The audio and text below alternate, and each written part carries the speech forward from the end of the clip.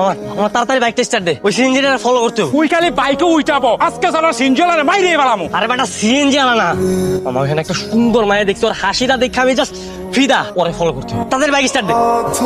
কি সেটা হইতেছে না তো, স্টার্ট দিতে না মানে? মনে হয় তেল শেষ। তেল শেষ মানে?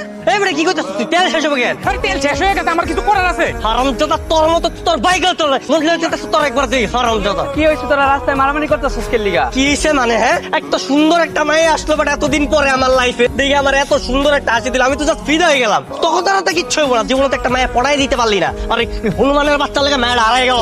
কি হলো আপা? ভাড়া দেন, ভাড়া না দিয়ে কই যান আপনি? সরেন, আপা ভাড়া তো 100 টাকা না, ভাড়া হলো 300 টাকা। ধরে মারবে একটা থাপ্পড়। যেটা দিছি সেটা নিয়ে শুকুর আদায় করেন।